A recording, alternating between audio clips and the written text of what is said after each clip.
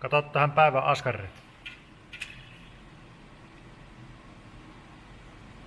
Nooni. Tässä jaksossa laitetaan hydrauliikka- ja polttonetankki paikalleen ja muokattaa se käypäiseksi. Nyt tuosta vähän rälläkönnötä. Siinä on tuo liuoteltava niin pohjapelti, missä akut kiinni. Sen tukirauta tuossa hepattuna, niin ne nyt ekana tuosta rälläkällä törvätä seuraavaksi. Ihan kaikkia ei saa tuosta. Kaikkia saa tuosta otettua.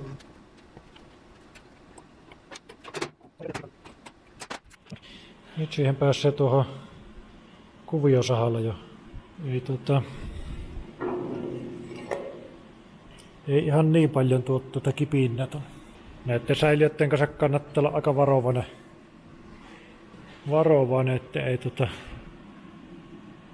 käy mitään jysähyksiä, mutta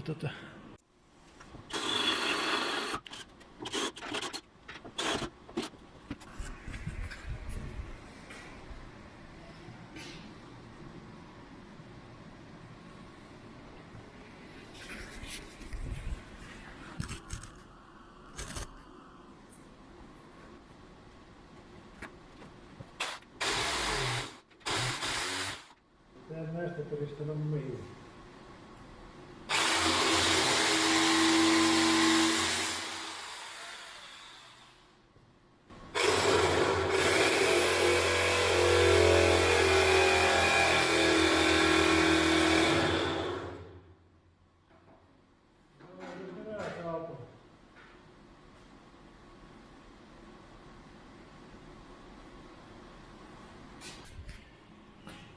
Se ei ole ihan niinku pelttileikkas tämä.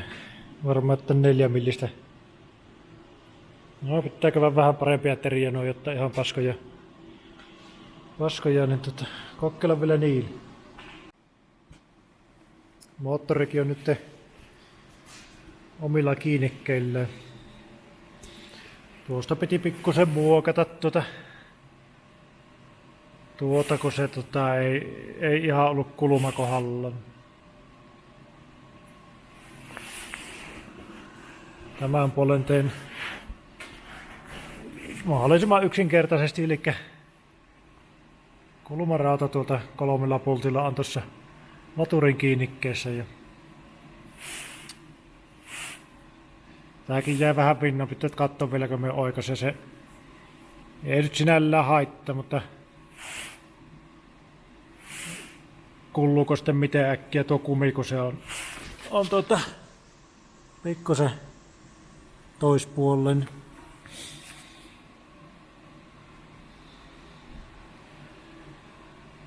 Se ei hirveästi jää tilaa tuohon, mutta no letkut nyt ei tule tuolle olemaan. Nää pari senttiä koppi. Tässä tuo tankkisysteemi nyt saa seuraavaksi. Jes, kävin ostamassa uusia teriä nyt tuohon tähän leikkausyritykseen. Toiset on nyt HSS ja toiset on sitten Bimetal. Voi vähän testata, että miten ne purree vai purreeko kumpikaan. Tää on kuitenkin aika paksu. Nää taas on reitattu 1-3 milliä molemmat. Ollaan varmaan siinä maksimi paksuudessa ja katsotaan tälle puolelle tuo bimetalli ja tälle puolelle tuo HSS, että miten se purree. Se voi olla, että tähän pitäisi käyttää jo sytkyä, mutta kun ei semmoista on, niin kokeillaan nyt ensin noilla.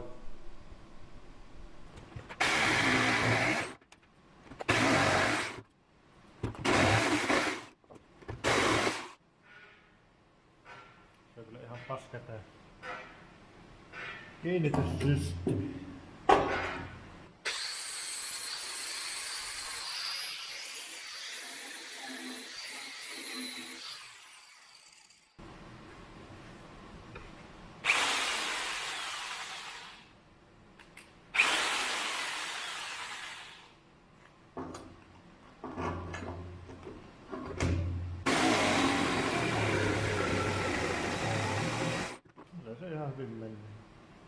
Kyllä sitten HSS.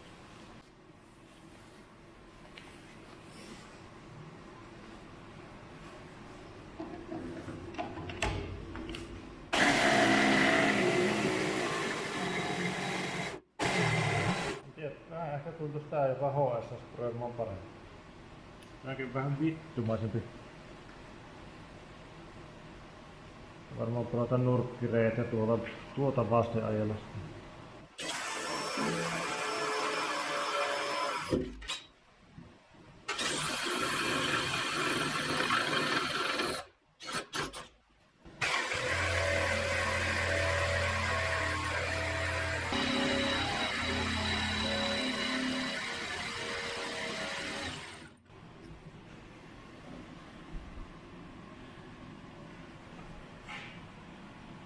Siinä olisi nyt yläosa, että tuohon nyt vähän mitata se. Mitata tuolta öljypohjasta vähästä. Tuo on niinku 6 senttiä tuosta rungosta yli. Ja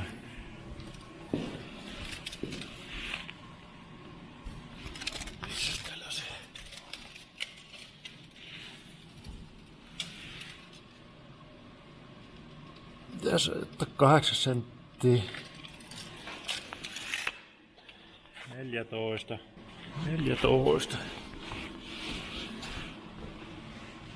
Suora kulmaa sitä pitää tehdä helpompi tehdä.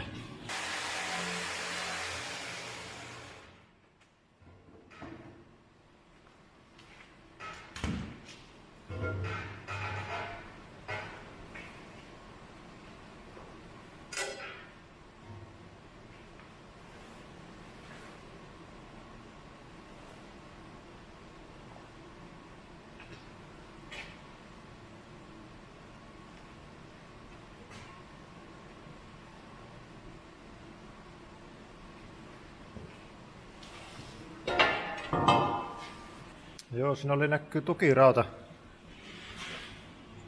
Tukirauta tossa, niin se just ahisti tossa sen verran.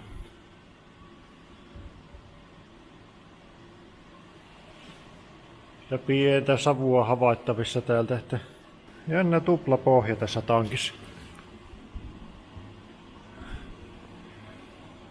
Ja pientä ruostetta näköjään tällä, mutta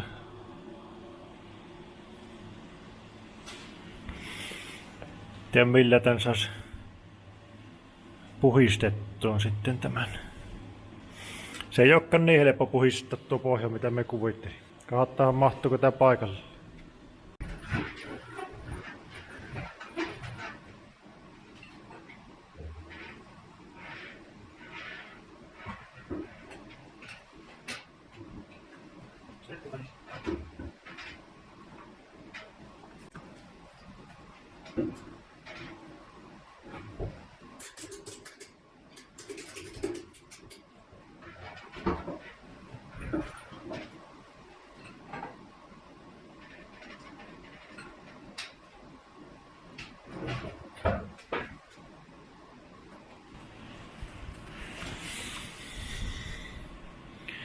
Tuo ottaa pikkusen kiinni. Eikä oo kaukana kyllä tuoket tulla. Se on aika lähellä tuokittus. Tuosta vähän tuntuu, että nää on semmassa paikassa, että ne ottaa nyt kyllä noihin kiinni. Jos nämä irrottais ja sen saisi sitten pikkusen alemmas tiputettu, se mahtuisi ainakin noitten osalta. Siirtäisi nämä sitten tänne taaemmas tuohon ja sitten tekisikö sitä vaikka tuonne sitten jonkun keskituen tuonne etulaajalle.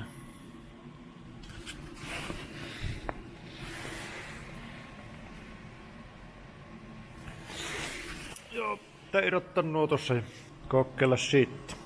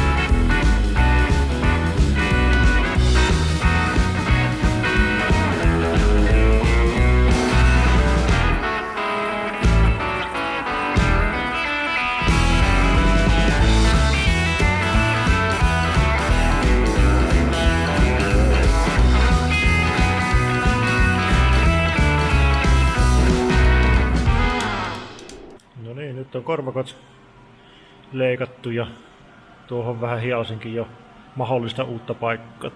Sopisi puhtaalle pellille hitsat. Ei palannut tankki. Toinen puoli. Se kokeilla takaisin runkkoon.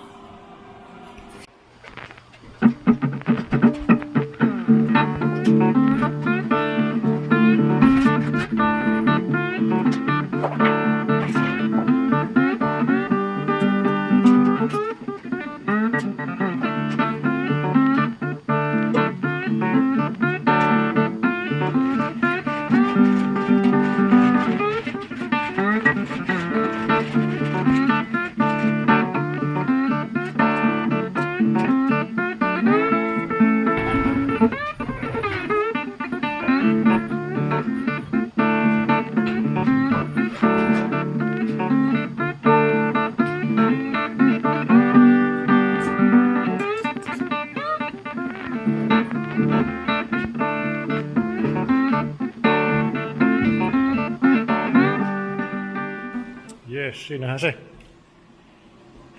Siinähän se aika lähellä. Aika lähellä. Tuolta ottaa vähän jo hihnapyörä kiinni. Sitä pitää pikkusen vielä kasvattaa, mutta ei tätä hirmu paljon lähemmäs ehkä viiti enää ottaa. Tuollakin jääpi tuo öljyroppu niin just tuohon sille, että ei hankaloita öljynvaihtoa mahdottomasti. Polttoainelinet on ihan hyvällä paikalla. Tähän mahtuu sitten tehdä tuo tankkianturille uusi paikka. Siinä on hyvä tila. Tää on vähän tää hydrauliöljysäiliön pohja. Vähän vielä mietin sitä, miten me tuon suon. Tuosta härskisti rungon sisälle ja en maha laittaa. Se vielä tuo alarunko on alempana kuin tankin pohja, mutta tuo on aika hyvin otilla kyllä tuo tyhjennysroppu tuossa. Pikkusen tuon kallella noussut kyllä. Otetaan pari naksua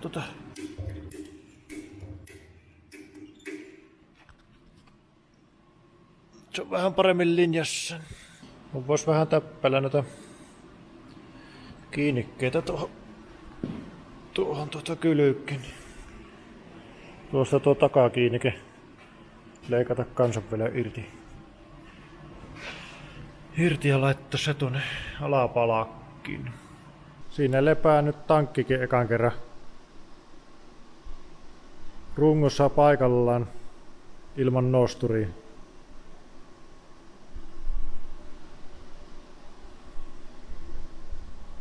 Siirsin tuosta nyt kuitenkin vielä, tai nostin koko paketti pari senttiä ylöspäin. Tein tuohon lovet nyt, että molemmin puolin mahtuu nuo moottorin kannakkeet ja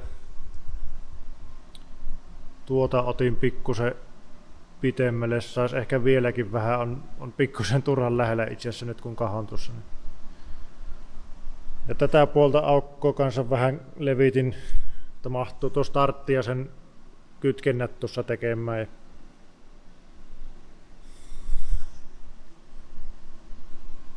Siinä se on nyt pelkästään näillä takimmaisilla kiinnikkeillä. Mutta aika tukevasti se jo noilla tuossa istuu. Tää tuo takakiinnike vielä leikata tuosta ja se sitten tuonne etupuolelle moottorialle tuohon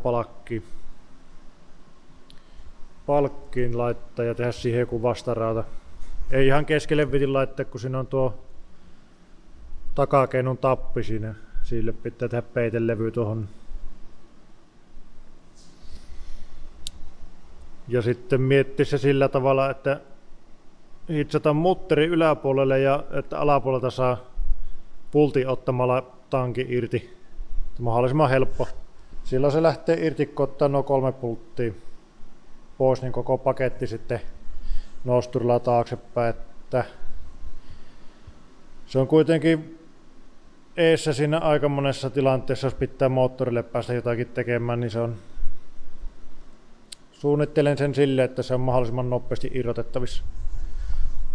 Tää melkein pitää käydä nyt hydrauliikkaliikkeestä kyselemässä, mikä olisi hyvä hanaa tuohon. Ja tehdä tämä kääntää suoraan tähän rungon päälle. Ja se hana vaikka tästä jotenkin sitten pumpuille lähtevä letku, että ei tule koko tankki tyhjäksi. Tyhjäksi, jos säiliön ottaa pois. Polttoainelinjat lähtee nyt tuosta. No, alempi on menevä ja ylempi on tankille paluu sitten. Se on vähän mietin, että tässä voisi olla ihan hyvä paikka tuolle polttoainesutarille tuohon tankkiin kiinni. Siitä sen saa sitten kääntää menevän linja siihen ja tuolta vaikka yläkautta toiselle puolelle syöttöpumpulle.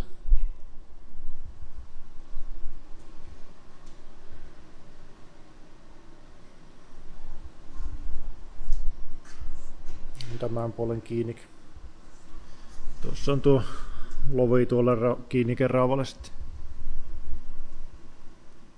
Ei siinä hirveästi heilumisvaraa tietysti on, mutta ei se nyt pitäisi hirveästi heilukkaa tuon paketin. Ehkä sitä vähän pitää aukkoa vielä. On turhan lähellä on tuosta, mutta. Ja sitten syyleri tuohon jollain tavalla. Tässä on periaatteessa vielä päällä sitten, riippuu tietysti minkälaisen konepeton tekee, mutta jos näyttää, että öljyt lämpenee liikaa. Tää on, laskin, että tuohon maksimi ylärajaan niin 70 litraa mahtuu hydraaliöljyä. Niin tähän periaatteessa saa sitten jonkunlaisen öljynlauhuttimen matalan malli esimerkiksi jotenkin, jos siltä tuntuu. Kokeillaan nyt ensin ilman mitään. Jees, pitää tuo vielä tuosta leikata ja täpätä tuonne etupalkkiin. Siinä olisi sitten tankki paikallansa. Vitun monen homma on puhistaa tuo tankkis on niin varmasti lähtisi tuo tavara, jos pääsisi hankkaamaan, mutta se on tuo väli tuplapohja, niin hankaloittaa ihan jonkun verran Vähän mietin, että jos plasmalla vetäisi sitä isomman reijän keskelle ja pääsisi sitten sitä kautta hankkaamaan sen pohjankin kunnolla. Joka tapauksessa pitää vielä putsalla ennen kuin tuon laittaa umpeen. Ja sitten tietysti kun on hitsannut loppuun, niin testata jollain saippuaveillä tai vastaavalla ja kokeilla vähän painetta pyöränpumpulla laittaa, että ei saumat vuotas. Kuten takana näkyy, niin siinä alkaa olla jo vähän täyttä tuossa kopin takana. Alkaa olla kaikki isommat komponentit jo löytänyt paikkansa ja hyvää vauhtia täyttyy. Just heitin tuon tankkiyhdistelmän tuohon rungon päälle ja se on oikeastaan tuonne viimeinen iso osa tuossa kopin takana, mikä puuttuu vielä, että nyt pääsee putkia jo suunnittelemaan tankilta asti.